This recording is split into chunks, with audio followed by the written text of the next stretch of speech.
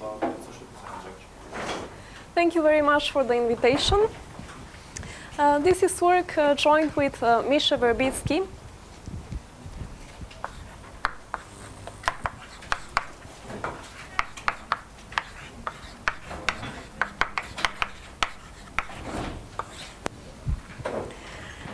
And let me just remind you about the definition of a simple hyperkähler manifold.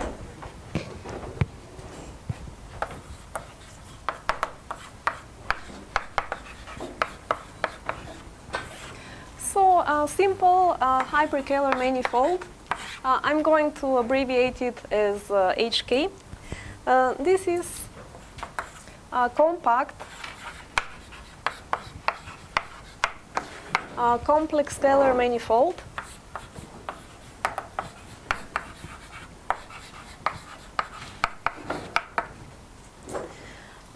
which is simply connected, so pi1 of m is 0. And then also when you consider the holomorphic forms h20 of m, this is one-dimensional, c times omega, and it is generated by omega, which is everywhere non-degenerate 2-0 form.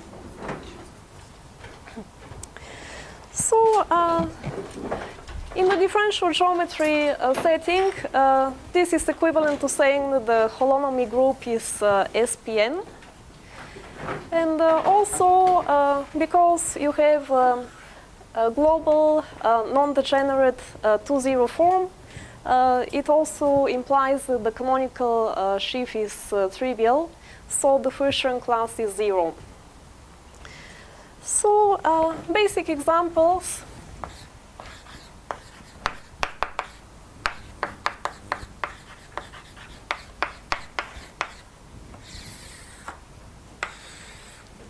Of simple hyperkähler manifolds.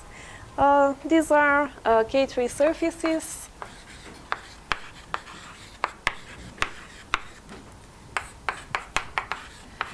Hilbert schemes of points on K3 surfaces. Generalized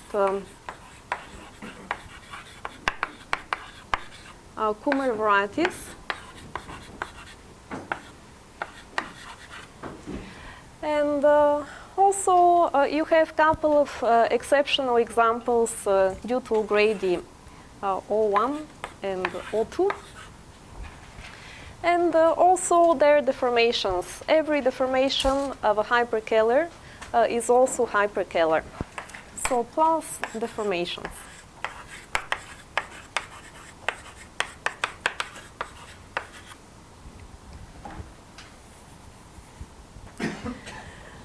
Okay, so these are the known examples so far.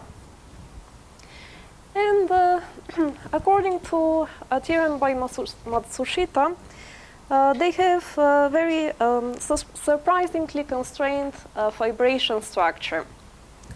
So you have the following theorem.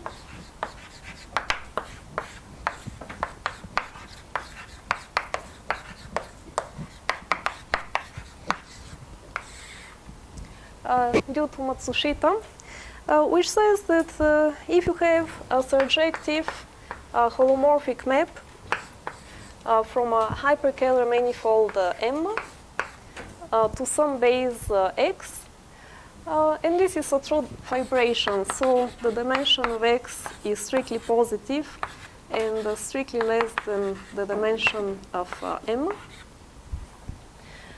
then the dimension of x is precisely 1/2 of the dimension of M, and also the vibration is holomorphic Lagrangian.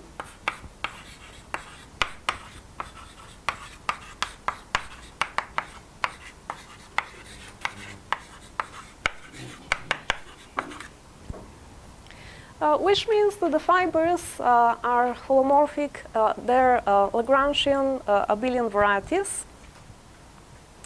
which means that when you take this holomorphic 2-0 form and restrict it to a fiber, you get 0.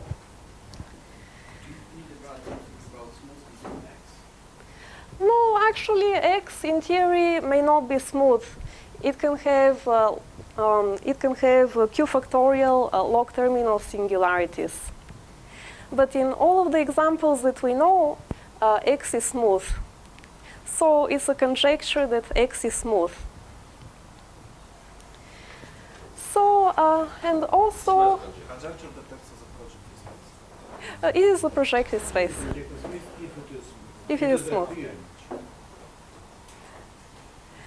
So, even when M is a four-dimensional complex hyperkähler, even then when X is two-dimensional, even then it is not known if it is smooth, although it should be smooth. And the base X looks like CPN. Although I'm not going to need this result. So if Matsushita originally proved in 1999 that the cohomology numbers of X are the same as CPN, then Huang proved that if M is projective and if X is smooth, then X is also CPN. And then a little bit later, Daniel Greb and Christian Len proved that you can drop the condition on M to be projective. You can only assume that X is smooth, and then again X is CPN. They used some results by Americ and Campana in order to drop this condition. But anyway, we are not going to use much this fact. So also, when you consider the second cohomology on H2MZ, there exists a natural non-degenerate quadratic form.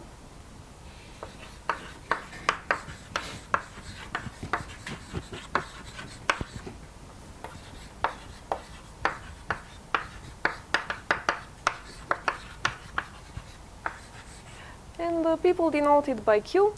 It is due to many people, Bouville, Bogomolov, Fujiki. So let me call it the Bouville, Bogomolov, Fujiki form. This is of signature 3, B2 minus 3. And it generalizes the intersection pairing on K3 surfaces. So there are various ways to define it, but the easiest way to define it is using Fujiki's relation. So if you take alpha, which is the class here, when you take the top intersection product of alpha, alpha to the 2n, this is some positive constant depending on the topological type of M, times the Bouville-Bogomolov-Fujiki form Q of alpha to the power n.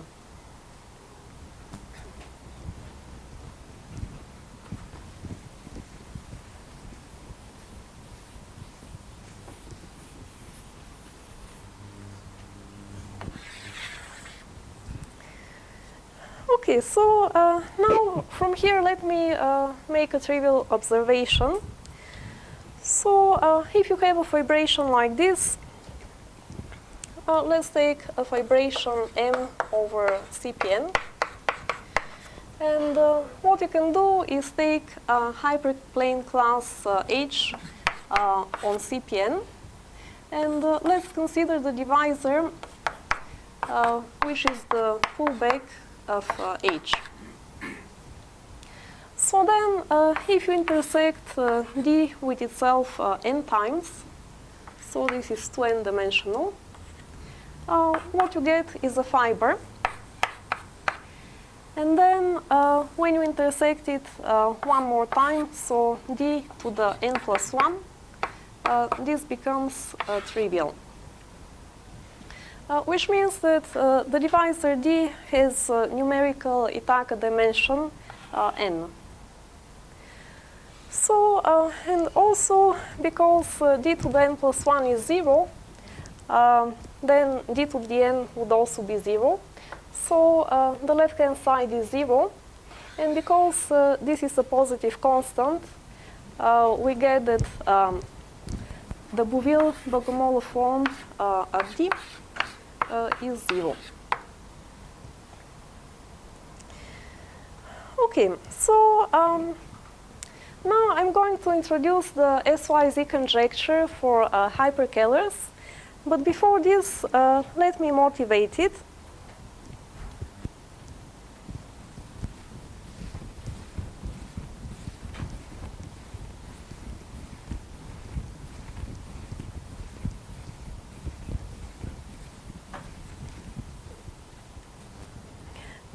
So here are a couple of results by Verbitsky.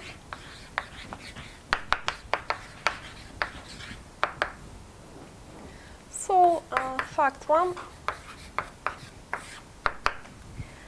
he proved that if you take the symmetric product sim star of H2MC, then this embeds into the cohomology ring H upper star of MC up to the middle dimension. So up to the middle dimension.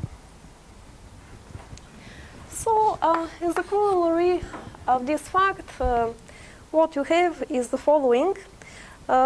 If you start with the divisor d, which is non-trivial, then because this embeds up to the middle dimension, then d to the n is also non-trivial. Then the second fact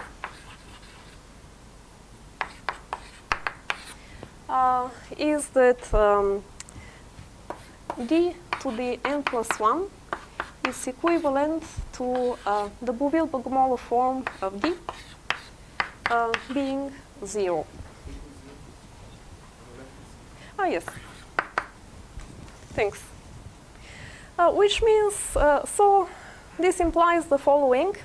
If, so it implies that if d to the k is 0 for any k, then by Fujika's formula, you have that q of d is 0. So k is less than something. K, let's say greater or equal than n plus 1. But less than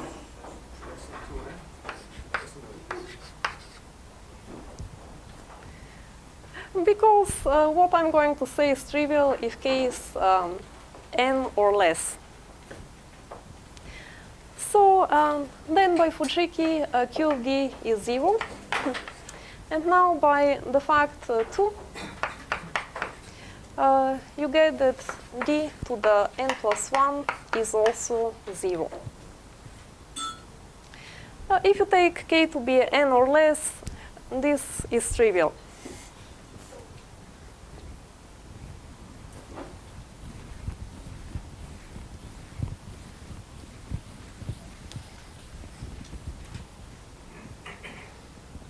Okay, so let me summarize what we have as a conclusion.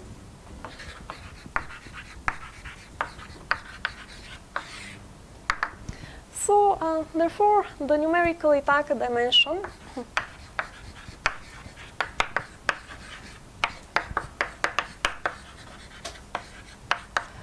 is equal to either to 0 if the divisor was trivial, or n if q of d is 0, but d is not 0. and then 2n otherwise.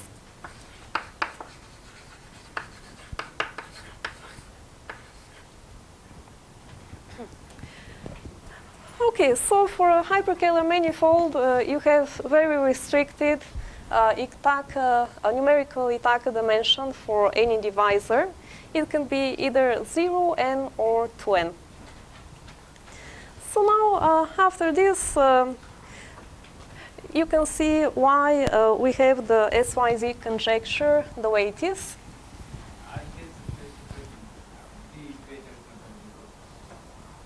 What's that? Well, minus negative is also zero. Oh no. Minus infinity.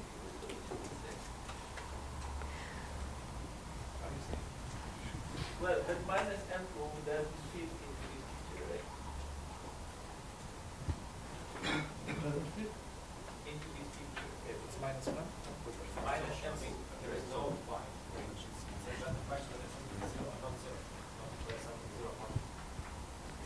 Yeah.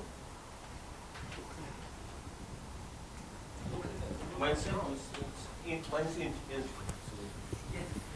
it's equal to n. To n or minus? Oh, okay.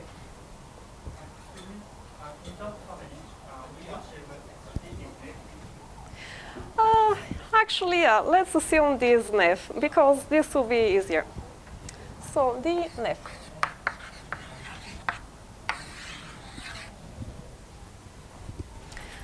Okay. So now the SYZ conjecture.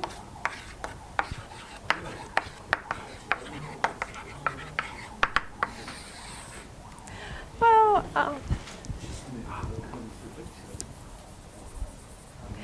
we'll assume it here. Sorry. So if you have a simple.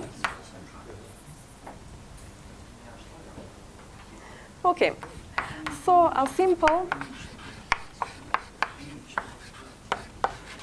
hyperkähler manifold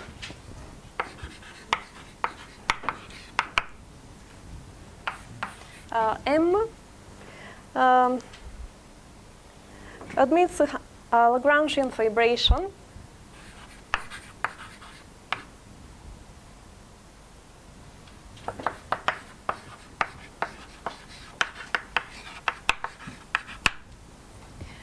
if and only if there exists an F divisor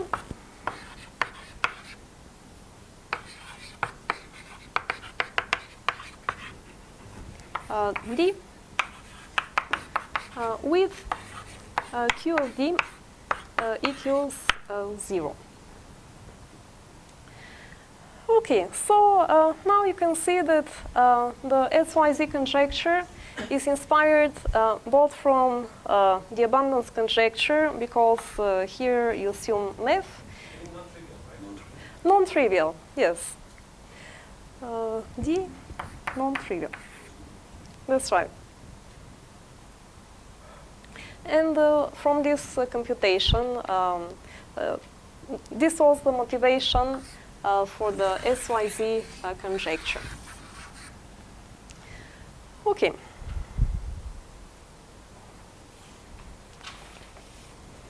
So far, the SYZ conjecture was proved for deformations of Hilbert schemes of points on a K3 surface.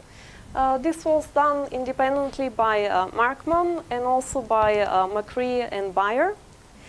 And then it was proved for deformations of the generalized Kummer varieties.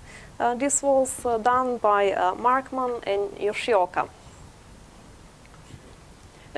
It will be done. Oh, by Yoshioka. Okay.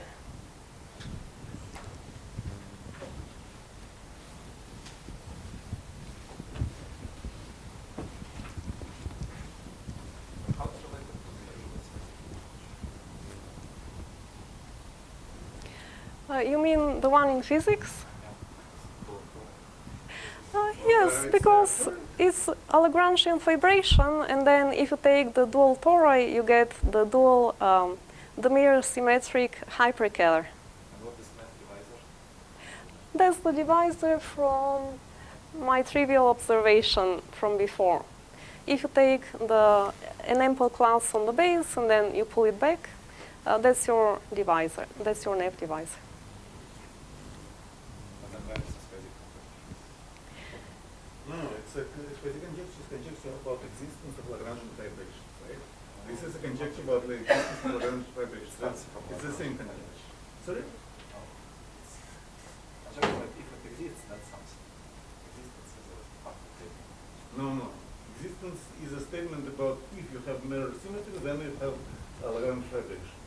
And of course, hyperkähler are mirror symmetric. No.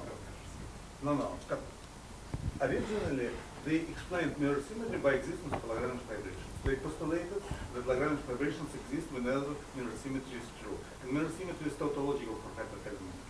They're just mirror symmetry. Yeah, you get the same hyperkähler. So this is really easy question about semi-uncoolness. Yes, that's right. It's abundant conjecture. And now we have the following corollary.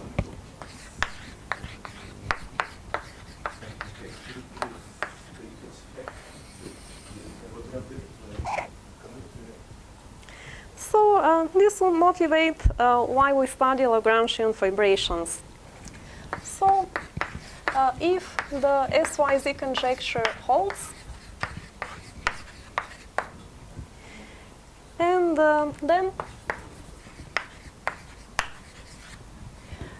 any simple hyperkähler manifold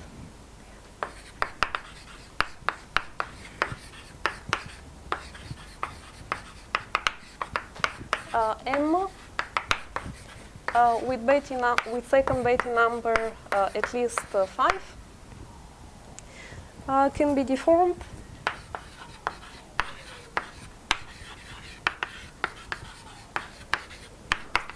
to a Lagrangian vibration.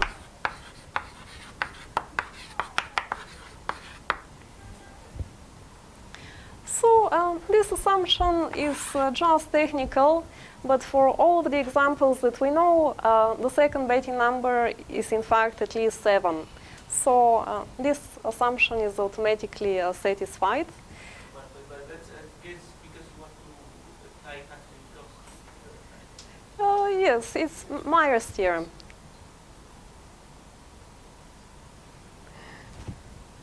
So indeed, if you have a non-definite form, rank at least 5, and our form Q has rank 3, B2 minus 3, then we can produce divisor D with Bouville-Bogomolov-Oshiki form equal to 0. And then there exists non-trivial divisor D such that Q of D is 0. Okay, so how do we make it NF? What we do is we take general deformation such that the vibration is preserved. And for general deformation, the Picard number is 1. So the Picard of M prime is just spanned by this D. And then what happens is that D or negative D is on the boundary of the closure of the positive cone, which, because Picard is one-dimensional, is the same as the Kähler cone. So either D or negative D is NF. And then you take whichever one is NF and apply SYZ. Sorry, I always thought that SYZ conjecture, I don't know that I read it wrong. I mean, assume something that every hyperkähler admits a Lagrangian. A deformation to a Lagrangian. Yeah. With an algebraic ones, they don't have any support. Yeah, algebraic, sorry. No, algebraic as well. If Picard is one-dimensional, T3. Yeah. key-free, say. There are non-elliptic key-frees. Okay, fair enough. A hyperkähler which admits a net non-ample, non-trivial line bundle. I mean, that can Yeah, be... this is precisely this conjecture. Because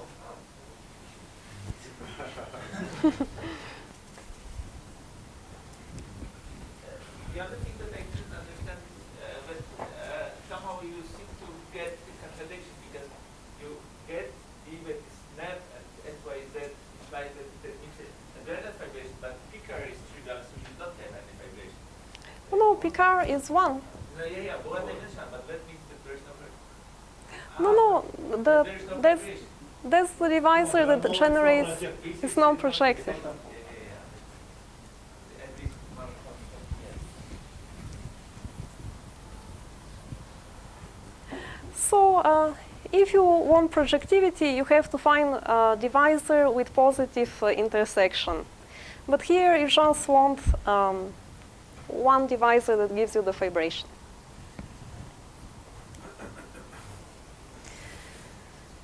Okay, so now that we're convinced we should study Lagrangian vibrations, let me give you Matsushita's conjecture.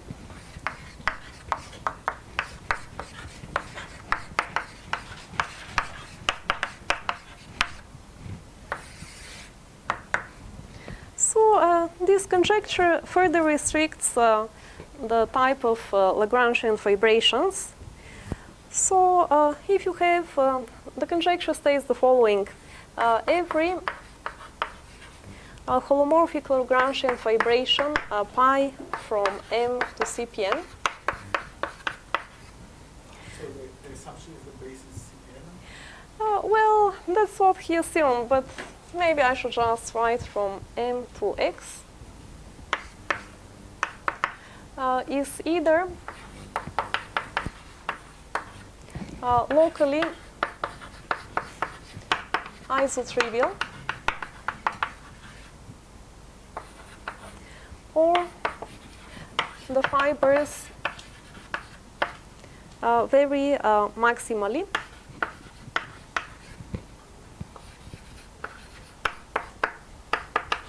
In the moduli space of abelian varieties AN.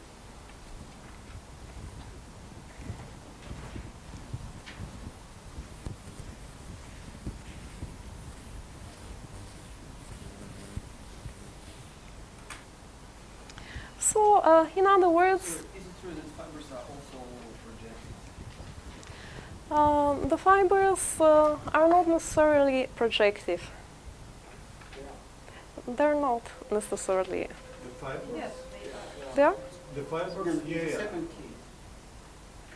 The fibers even the billion varieties. Oh yes, of course. There are abelian varieties. Yes, they're not just tori. You're right.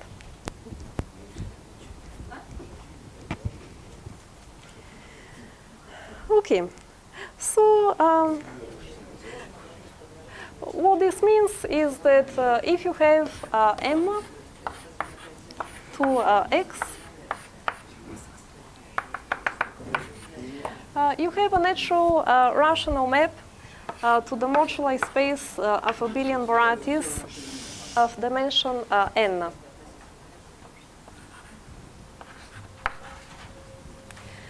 Okay, so in other words, in this picture, what the conjecture says is that the image of xn in the moduli space of abelian varieties is either a point or of dimension n. You cannot get anything in the middle dimensions. So that's really very restrictive.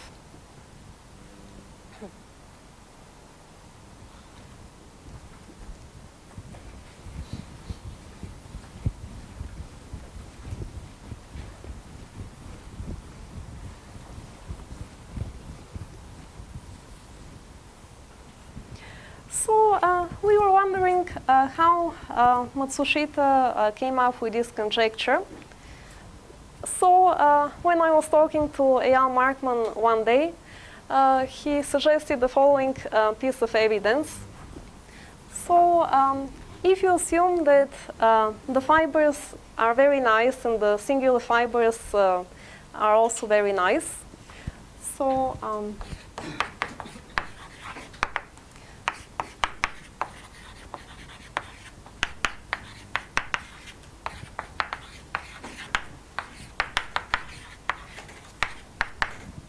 the singular fibers in codimension 1 have been classified, but in codimension 2 can be really bad.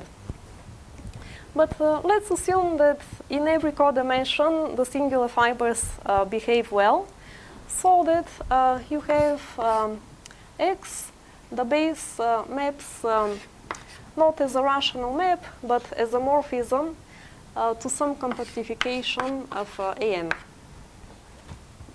Then, when you compose this with your original fibration, you get a map from M to the image of X inside of AN prime.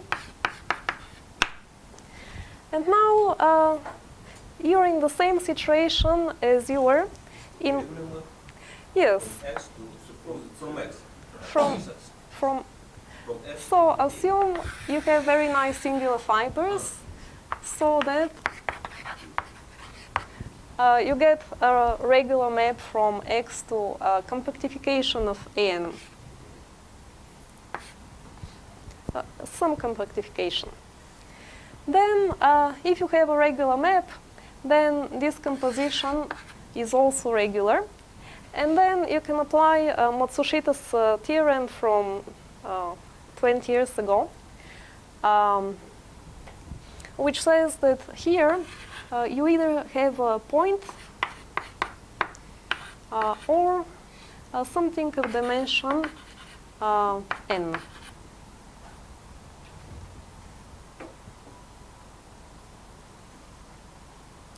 Or rather, if this is not a point, then this is of dimension n.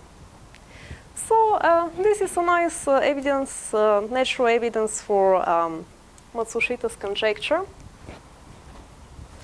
And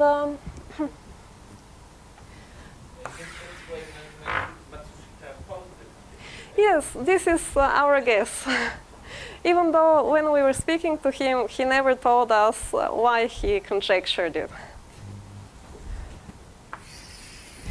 So then we were speaking to Claire Voisin, and she proved a birational version of this conjecture.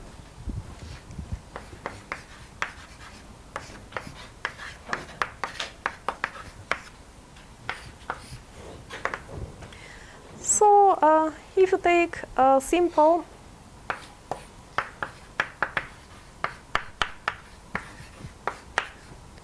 hyperkähler manifold of dimension 2n, admitting a vibration f from x to b. I'm using her notation. Sorry, it's a little bit different than our notations. Then there exists a small deformation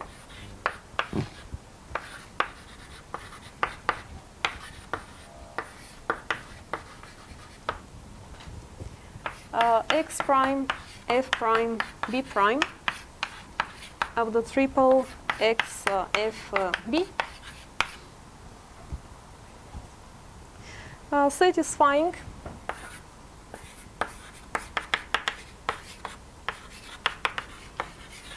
Matsushita's property.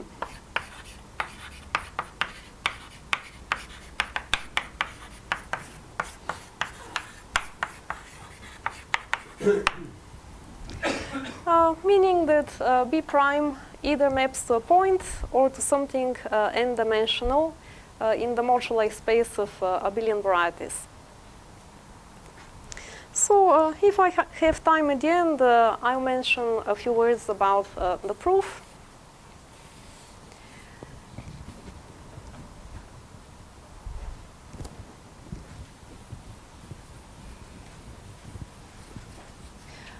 Claire Voisin uses Hoche theory in her proof. now let me mention our theorem.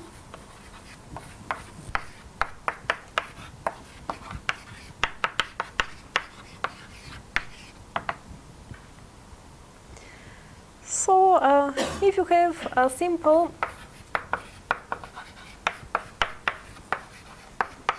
hyperkähler manifold equipped with a Lagrangian vibration f from M to B,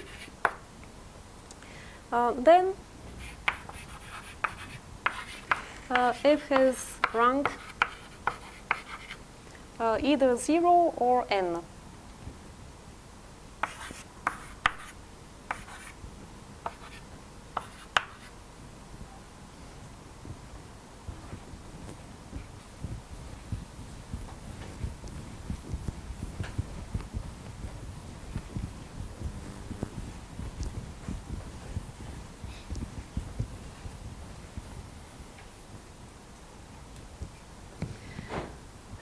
Okay, so now, Now B is what was X before. oh yes, sorry about that.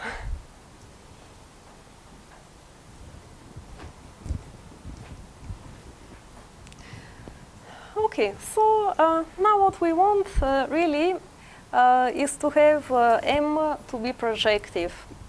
But by result of Misha-Verbitsky on the general twistor spaces, what we can do is consider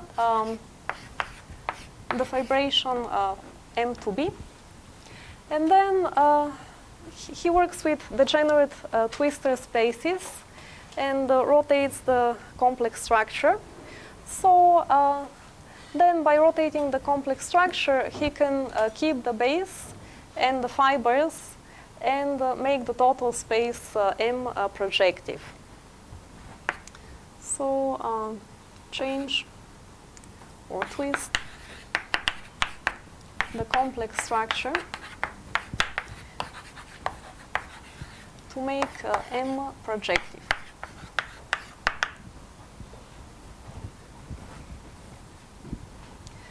Okay, so this is good because our next goal will be for this vibration to have a section. If it has a section, that's great. If it doesn't have a section, because M is projective, it has a multi-section. So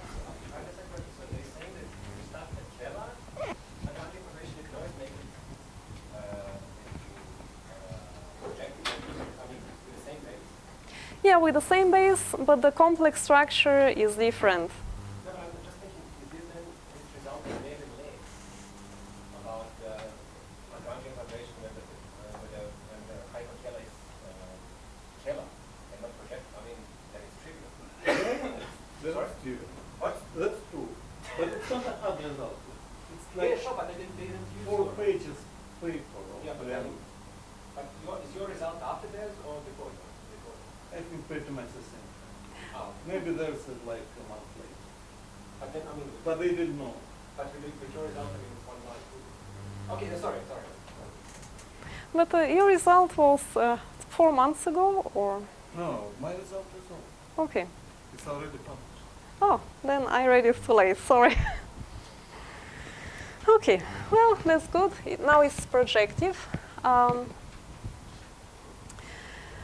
So let's see, what do we have? We have the following diagram. So we have M to B, and then this maps rationally. Let's call the image of B in the moduli space of abelian varieties of dimension n by Z. So here you have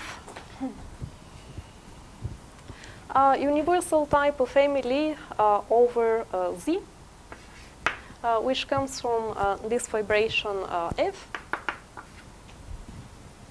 So for now, let's just assume it has a section sigma. So U, this is the universal family. But I'm putting it in quotations because it's not precisely the universal family. So there are a couple of ways to go around this.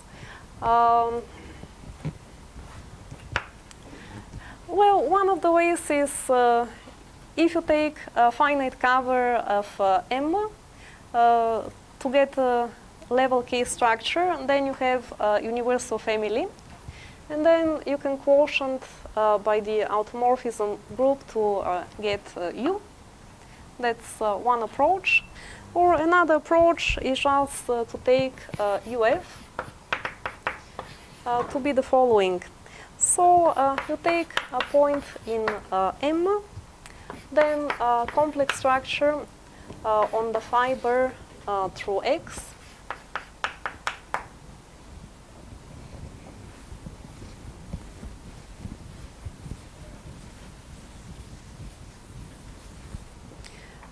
Then you get a point on the fiber. And then you take a polarization. And then you quotient this by the action of the diffeomorphism group. And then let's take div 0. You get the connected component. And now So you have 2 points on the fiber, X and Y. yeah.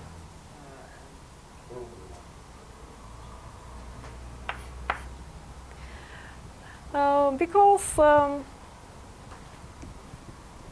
for each X in M, basically you take all the points on a fiber of over which passes through X. That's how you parameterize the fibers. And then you mod out by the action of div 0. And here there is a natural action of the Teichmüller group, of the mapping class group gamma.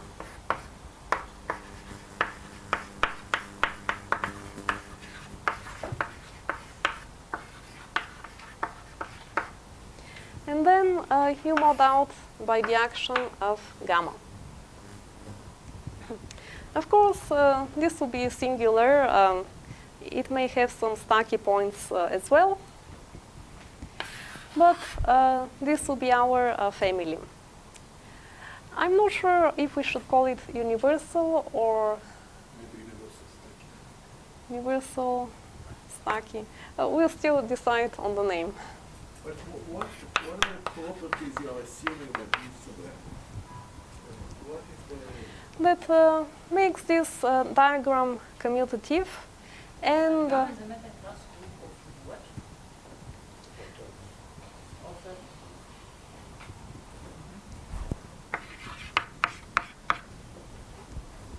where A is a torus. This is the fiber.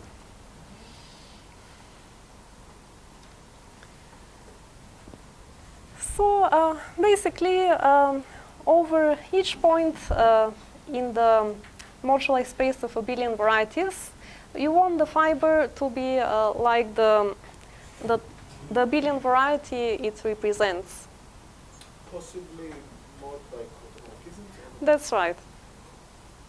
That's why you get stacky points. But you're assuming the generic point is not modeled out. Well, in the general point, you mod out. The general fiber over Z. Or So for the general fiber, you may get the abelian variety it represents modulo Z2. yeah, but maybe that is completely contained in the locus of abelian varieties with very many automorphisms, completely different multiplication and so on. I don't understand why the general point which are put out by class alpha is one. Even Oh, you mean the general point of the moduli space or general point of Z? of Z. And Ljudmila was talking about general point of the moduli space. Yes. Of course, for general point of Z, you can have lots of very bad finite Yes, groups. but mean, you want UF over Z, are you sure that it will be a resonant space? Well, it will be a finite portion. Finite portion. Finite? Because you fix a polarization, then the automorphic group is You finite. fix a polarization. That's why we wanted to fix this point here to make the automorphism group fine. Okay. So now this comes with a natural section in here. So what shall I call it? Sigma.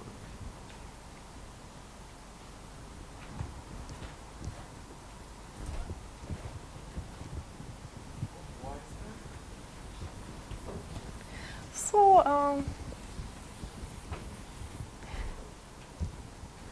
basically, if you have a point in UF, you see from which fiber it comes, and then that's just this point in M. So No,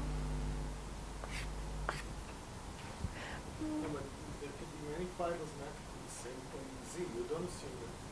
I assume that B to Z is. no. Here we separate the points. Oh, I see what you're saying.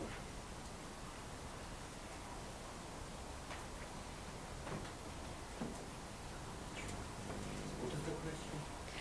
How would you construct the section sigma?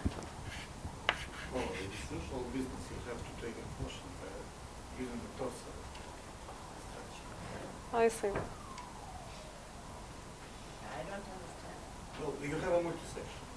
Then you take. Which You always have a multi-section you have because this it's project. small segment. Yeah. Small You have a segment of multi-section. multi-section, yes. And then you take a quotient of the fiber over. You take an average of the multi-section. You have k points here. You take Okay, an average. so if you take V to be Cn, then you take the general fiber is V mod L. Then if you have multi-section, which is K multi-section, you have the map which is the center of mass from V to the K to V, which takes 1 over K times the average of the points. Yes, but it seems to be that you are already assuming that B to Z is kind of injective. I mean, I don't understand. B to Z? Do you understand, yeah? V to Z is not injected. It's not. Why do you see your. No, V to Z is not injected. You don't have to prove it. Misha, why do you have from UF back to M? That's- This is what Ljudmila is trying to explain. So you always have a multi-section, and then, in fact, you don't have M. You replace M by its finite portion to obtain a section from a multi-section. This is the idea. Okay, but let's take a fiber over Z. As a point. You have different center of you have isomorphic and then on the right, so many different center of masses. You are taking. No, you don't. You don't do anything with UF. You just replace your abelian vibration without a section by abelian separation with a section, Okay. and then you build this. But let's assume there is a section here, a little sigma. So the question is, why is there this capital sigma from UF to M prime? Yes, that's something which is very mysterious for me. Because it's a universal vibration, right? By no, definition of universal vibration, you always have this type. No, but how do you, if you have several points of V, which come together to the same point on Z, how do you know to which fiber of M to B do you map your fiber of the universal family?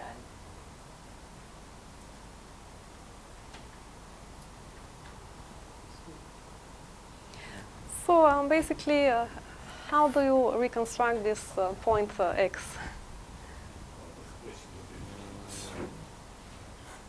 So let's leave this for now, even though that's important. So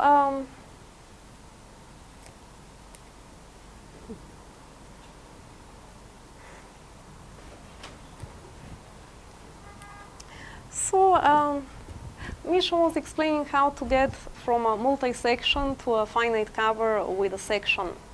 So, shall I finish the explanation? Oh, That's fine.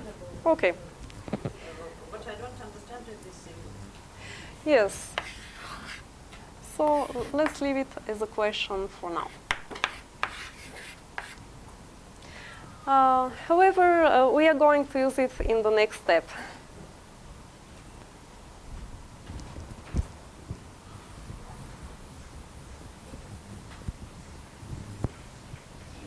That's of course the separation. GNP it's okay, and for special fibers when it's glued together, you just no. So, how do you get the section small signal? You get You pass you get pass the finite cover. to a finite cover n prime, and then you get from section to multi-section by taking the average of these points. But then you lose the hyperkähler structure. Yeah, that's a good point. So then, instead of everywhere non-degenerate holomorphic two-form, you get a two-form sigma prime, which is 2-0 form, which is generically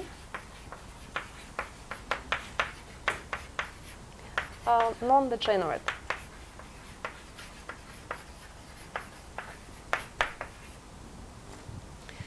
Okay, so now we are in the following situation.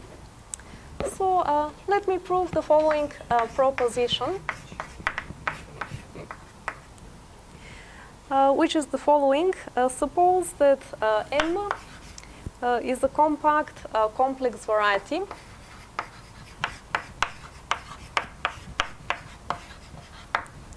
so it can have singularities, and H20 of M is generated by form omega, which is generically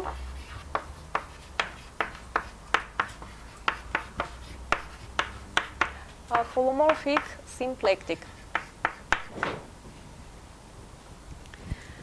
Okay, so assume we're in this situation, and for now let's assume we have this capital sigma. So the proposition says that M prime is A compact complex variety such that this is generically holomorphic symplectic. So in this situation, It's closed and generically yes.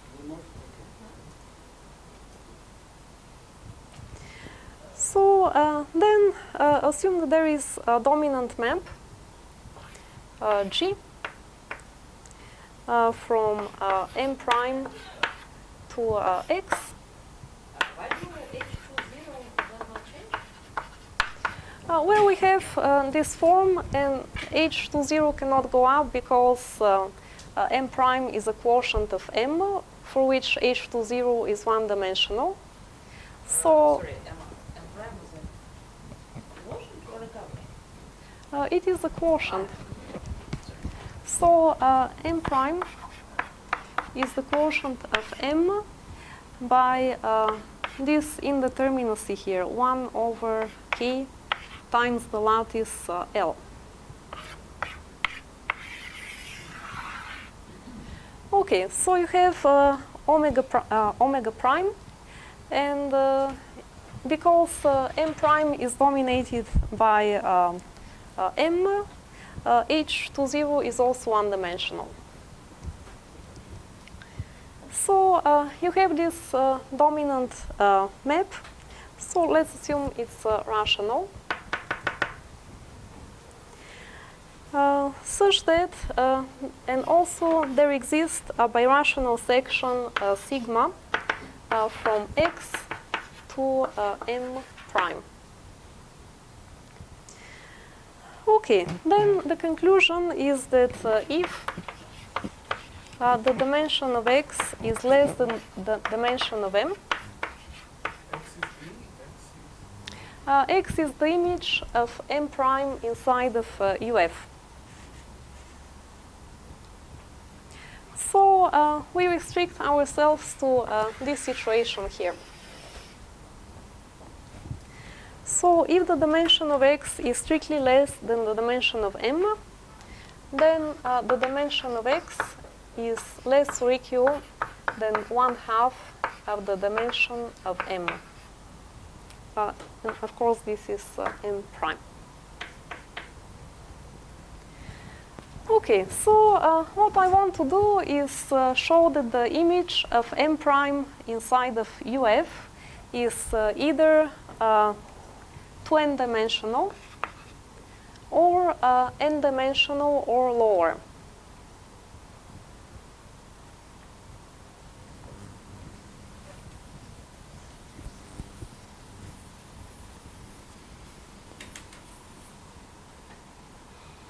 So to prove this, let's consider the following.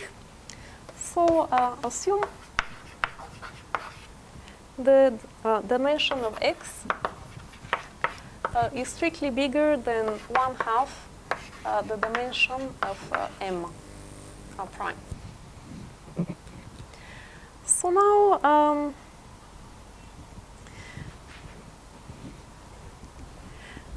and of course, we also assume that the dimension of X is strictly less than the dimension of M prime. So then consider the following form. Consider the form psi, which is the push forward. Is this G? Yes. G push forward of omega prime restricted to the image sigma of X. Okay, because omega prime is everywhere non-degenerate and the dimension of X is greater than 1/2 of the dimension of M prime, this is non-zero. On the other hand, when you pull back G upper star of psi, this is not of maximal rank.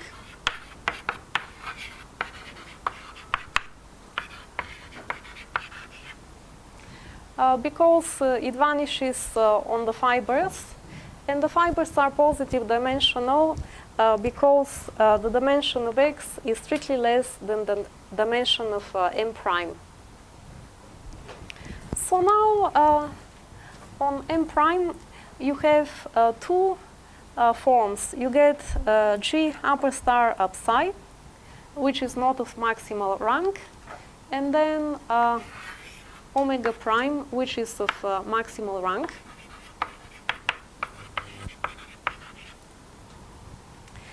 And because they're different rank, they're not proportional, which is contradiction with the assumption that H20 is one-dimensional.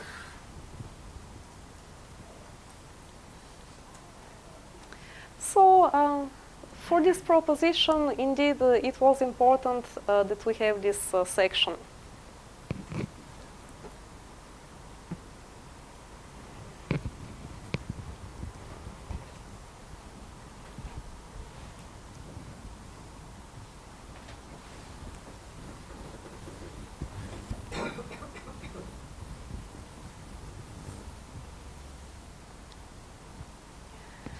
So now, yes?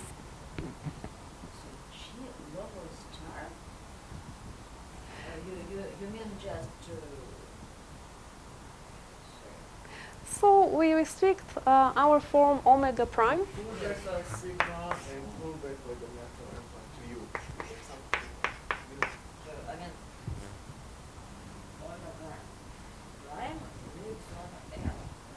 Yes, and sigma of x also lives on M. Down, it lives on. And you pull back by sigma, and then pull back by the M from M prime to U. Oh, okay. Okay. So first you restrict your omega to the image of x, and then you push forward this restricted form. And because x is big dimensional, and this form only vanishes on the fibers, the push forward is non-zero. But also because it vanishes on the fibers and they're positive dimensional, also it is not of maximal rank. So here we get the contradiction.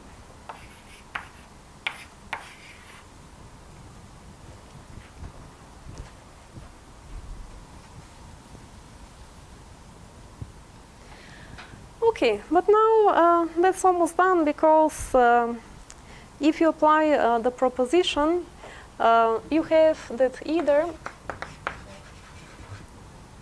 so let's call this G. You have either that the dimension of G of M prime, it is of maximal dimension, which is 2n, or the dimension of G of M prime is less recurrent than n, which is half of the dimension.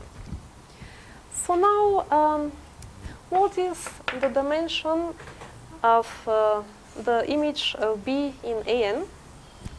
So the dimension of Z.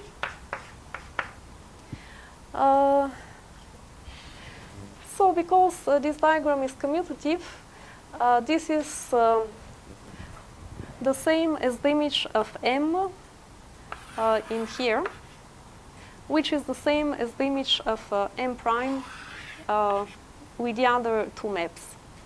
So the dimension of Z is the dimension of the image of M prime. This is up to here. But then this map drops the dimension by n, so minus n, because you forget about the fibers. So minus n. So which means that the dimension of Z is either 2n minus n, which is n, or 0.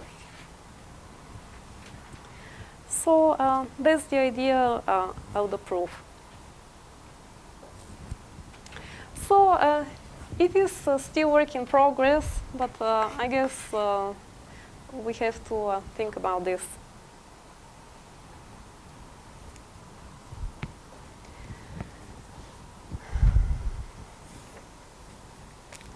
So shall I mention anything about Claire's proof, or I really don't have time for this? Okay.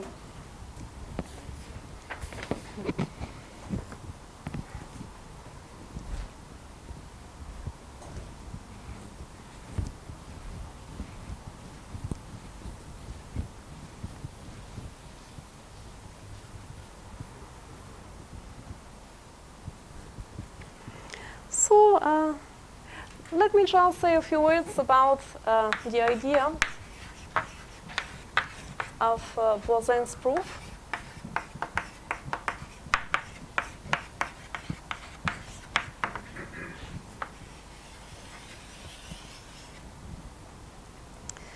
So what she does is the following. If you had the original vibration, you have a triple from X to F to B. So this is a map F which sends X to B. What she does is she takes a small deformation, X prime, F prime, B prime,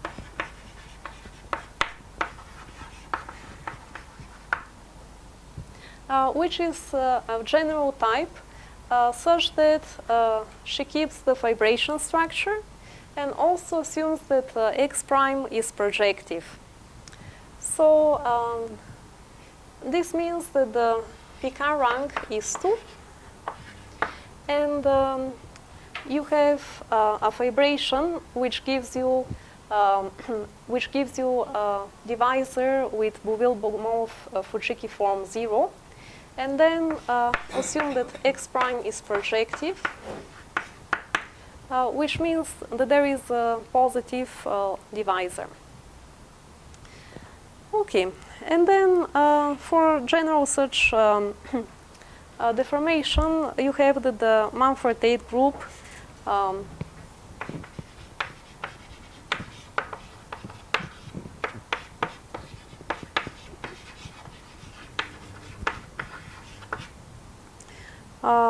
the Horst structure H2 X prime Q transcendental.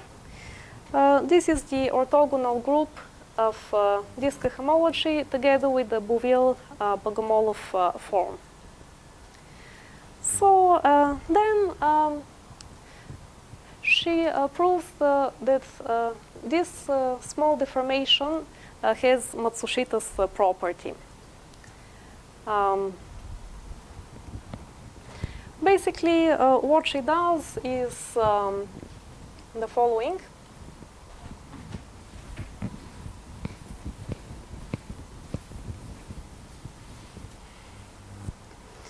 So you assume that if you have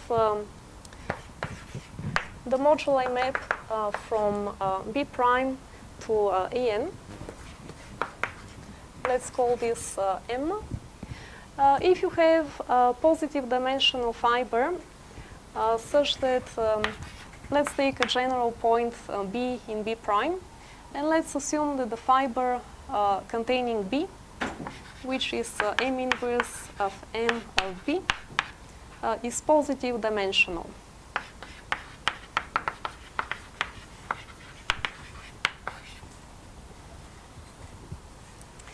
Then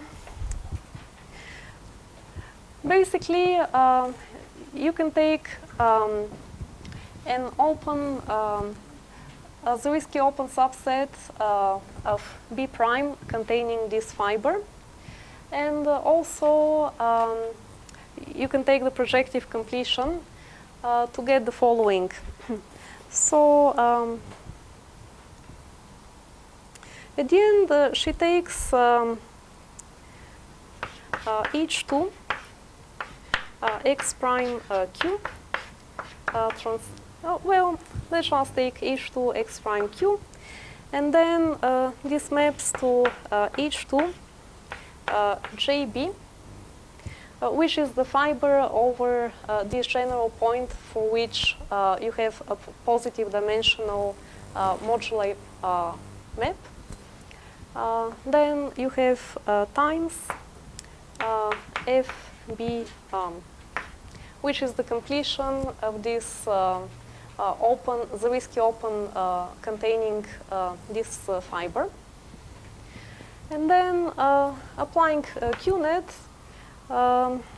you can map this to H1 JBQ tensor with H1 FBQ. And if you restrict this map, Sorry, could you repeat what is JB and FB? okay, I was going too fast. So X prime, so JB is the fiber here, and FB is something like the fiber here, but not quite. So if this is the fiber FB prime inside of B prime, then it is contained in a Zariski open subset in B prime, and then you take the projective completion of this Zariski open U, and that's your FB. So her argument is very involved, but the general idea is that if you take here the transcendental part, it injects into here.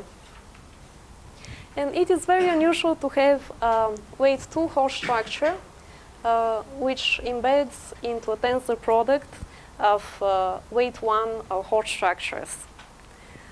So after considering the Kuga-Satake variety, she concludes that this FB should be basically the whole base. So this embedding, is that obvious or do you have to? It's not obvious. You have to work hard for this. Okay.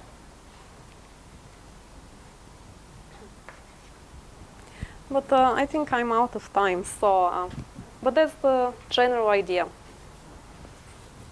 So.